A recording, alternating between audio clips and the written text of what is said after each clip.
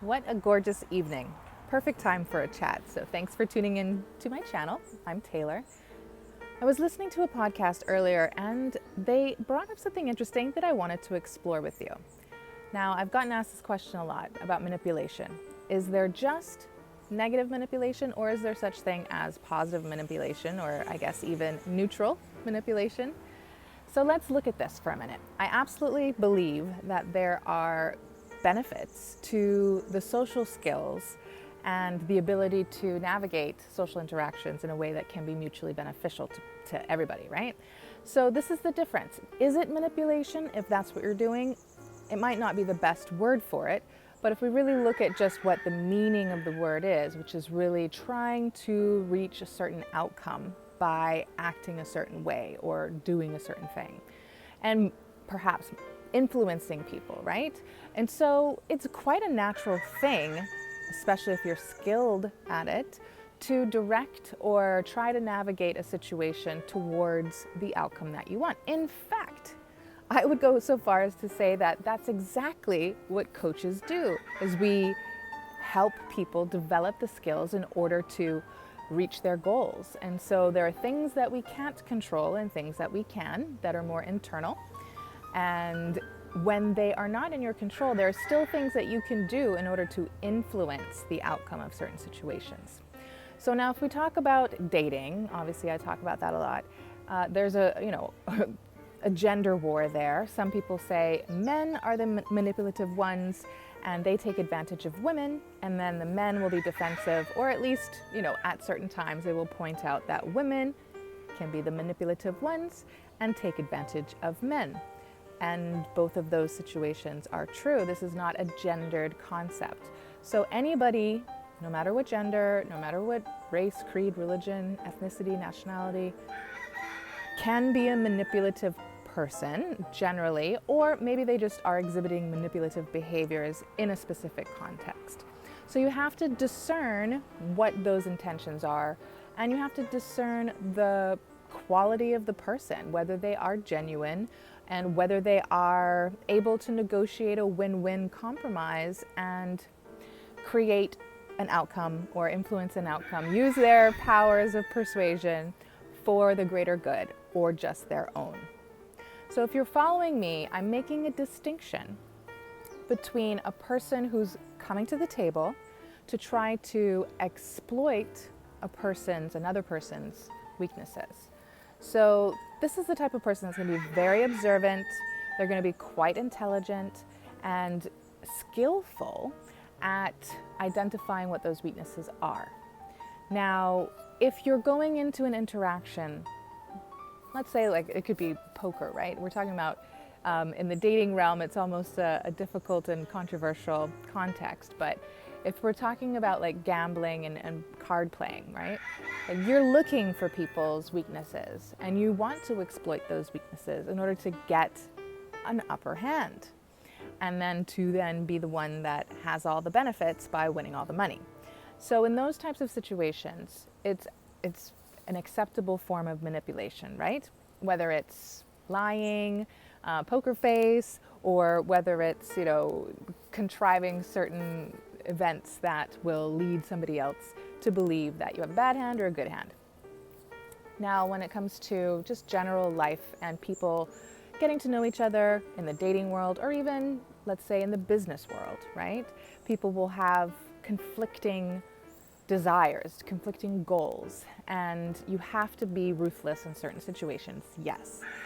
So those can be more clear-cut when you can tell a person is really using their influence and their, I call them assets or strengths, to really get a leg up or get the upper hand over somebody by identifying and then using a person's weaknesses against them.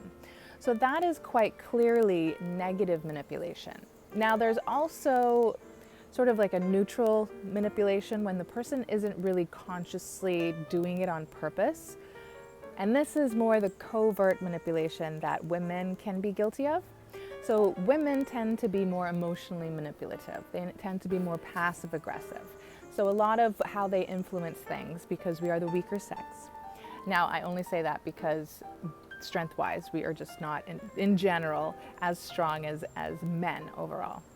So we have evolved to use more covert methodology to get our way. And some women are more conscious and some women are not so conscious and do it subconsciously, or maybe they're just not psychologically or emotionally, mentally really aware and stable. And so when a woman is unstable, her emotions are very chaotic, and she's going to use the tantrums and the withholding and all of those unhealthy behaviors because she really doesn't know what else to do. It's kind of like a child. When a child doesn't get their way, it's just a natural response. So not just women, but human beings in general should evolve to a point where they don't have to do that, where they can actually control their emotions, they can use their words, and they can ask for what they want, or they can do things in order to get what they need themselves, right? So they don't have to manipulate anybody. So again, remember, I'm defining manipulation as exploiting somebody else's weaknesses for your own personal gain intentionally. So that's the negative manipulation. Now, generally speaking, if you want to call it positive manipulation, you can, but I really just see it as being emotionally intelligent, having high quality social skills. So if you, I don't know if you're familiar with emotional intelligence. Now I boil it down to a very simplified 4 quadrants. And so emotional intelligence is self-awareness, and then being able to put that into action by regulating oneself, and being aware of other people, so empathy, and then being able to be able to regulate social interactions in a positive, affirmative direction so that you're reaching your goals in a mutually beneficial way. And so someone who isn't very, very skilled in that, they're not going to be able to read other people, they're not going to be able to be empathic to another person's feelings or experience. They're really not even going to be self-aware, kind of like what I was talking about before. So a person who is aware and conscious of these factors, they're going to be able to interact with people taking all of those things into consideration. And let's say the aim is to, maybe for instance, I'm selling my truck. So my aim is I'm going to sell my truck for a specific amount. I have it down for $13,500. Now, when I go into an exchange with someone, I am not purposely trying to steal from them, like lots of money.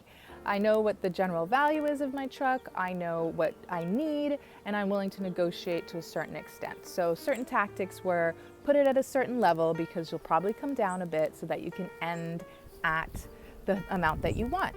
So I also have different people that I'm approaching. Now, if I know the person, I might be approaching them in a more casual way. If I don't know the person, then it might be a little bit more formalized, right?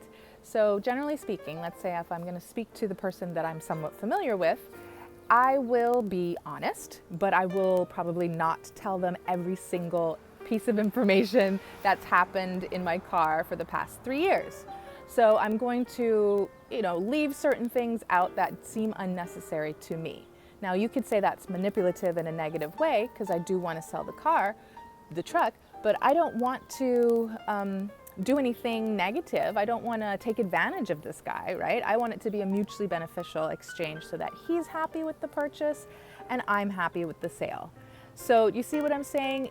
It's something where, you have ethics, you disclose the important things, but there are going to be certain boundaries that you can choose to navigate in order to create a win-win scenario.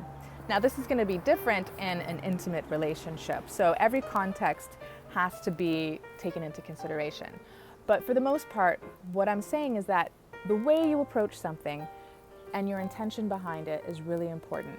So as long as you're not trying to exploit their weaknesses, and instead you're really just trying to highlight and emphasize and leverage your strengths. So I'm a friendly person, I'm attractive, so just like today, I'm trying to look the part and grab your attention. So you can call that manipulation, or you can call that, my strength, and that I'm trying to get your attention in a good way so that you pay attention, listen to my content, subscribe to my channel, like the video, share it with your friends, and leave a comment. You get my drift? So really, you have to learn how to assess a person's quality of character and whether they're being genuine or not. Clearly, this is a video, so you might feel like I'm putting my personality on a little bit, but that's the context that we're in. But I'm still being myself, I'm still being natural, and I'm still being genuine, and I'm telling you the truth, I'm telling you what I think. So that's another example of, a way that it's neutral manipulation, if you want to call it that, but it's really just about taking more agency and being more mindful and intentional with the way that you regulate yourself and the way that you interact with other people, so that you can have a balance of meeting your needs and not stomping on their needs, because that would be more negatively manipulative. So definitely hit me up with any of your questions. If you want to reach out, you can also book a discovery call. It's 15 minutes free of charge, and we can decide if you want to work with me. I've got coaching packages available on my website. Check out the links below. Ciao.